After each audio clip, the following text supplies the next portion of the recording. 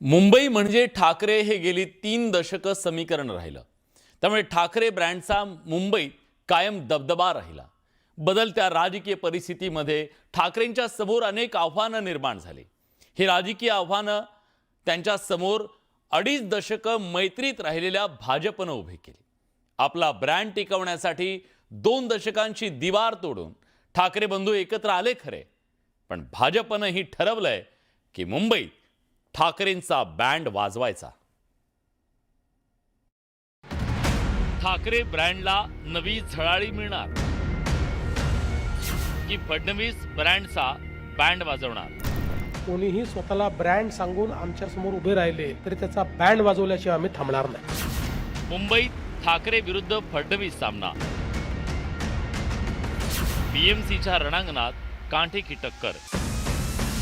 मुंबईत भाजप शिवसेना विरुद्ध ठाकरे बंधू विरुद्ध काँग्रेस वंचित अशी तिरंगी लढाई सुरू आहे। तरी बहुतांश मुख्य लढती या भाजप शिवसेना विरुद्ध ठाकरेंची शिवसेना मनसे यांच्यात होतीये। दोन्ही ठाकरे बंधूंनी एकत्र येत पुन्हा एकदा ठाकरे ब्रँडला झळाळी देण्याचे प्रयत्न सुरू केले। ठाकरेंच्या या प्रयत्नांवर मुख्यमंत्री देवेंद्र फडणवीसांनी जोरदार प्रहार केल्याचं पाहायला मिळालं। ठाण्यात झालेल्या मुलाखतीत देवेंद्र फडणवीसांनी ब्रँडचा बँड वाजवल्याशिवाय थांबणार नाही असं विधान केलं। आता सध्या राजकारण ब्रँडचं झालेलं आहे। मग आता आम्ही असं समजायचं का की फडणवीस शिंदे नावाचा एक नवीन ब्रँड तयार झालेला आहे? बघा, मी नेहमी सांगतो की या महाराष्ट्रामध्ये एकच ब्रँड होता, हिंदू हृदय सम्राट शिवसेना प्रमुख बाळासाहेब ठाकरे। आता याच्यानंतर महाराष्ट्रामध्ये कोणी ब्रँड नाही। हा एवढं नक्की आहे की मी आणि शिंदे साहेब आमची महायुती ही इतकी मजबूत आहे की आता कोणीही स्वतःला ब्रँड सांगून आमच्या समोर उभे राहिले तरी त्याचा बँड वाजवल्याशिवाय आम्ही थांबणार नाही। मुख्यमंत्र्यांच्या या टीकेनंतर ठाकरेंची शिवसेना आणि मनसेनं प्रत्युत्तर दिलं। संजय राऊतांनी नेहमीच्या शैलीत फडणवीसांवर पलटवार केला, तर मनसेचे नेते संदीप देशपांडेंनी ठाकरे ब्रँड हा विचार असल्याचं म्हणत फडणवीसांच्या टीकेला उत्तर दिलं। त्यांनी ब्रँडची ब्रँडी पाहिली आहे थोडीशी, बरं का, त्यांच्या, पण ती शाकाहारी ब्रँडी आहे गुजरातची, त्याच्यामुळे त्यांना ती चढणार नाही।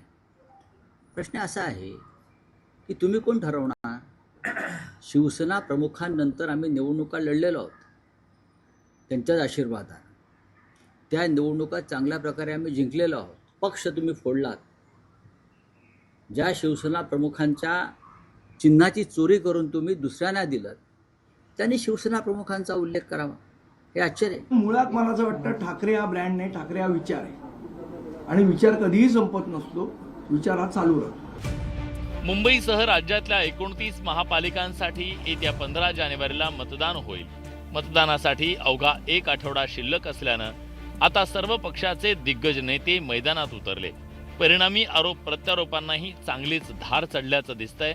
आता फडणवीसांनी ब्रँडचा बँड वाजवण्याचं आव्हान दिल्यानंतर ठाकरे ब्रँडचे शिलेदार असलेले उद्धव आणि राज ठाकरे फडणवीसांना काय उत्तर देतात हे लवकरच कळणार आहे। पण सध्या तरी फडणवीसांच्या थेट हल्ल्यानं राजकीय संघर्षाची आग पेटल्याचं पाहायला मिळतंय।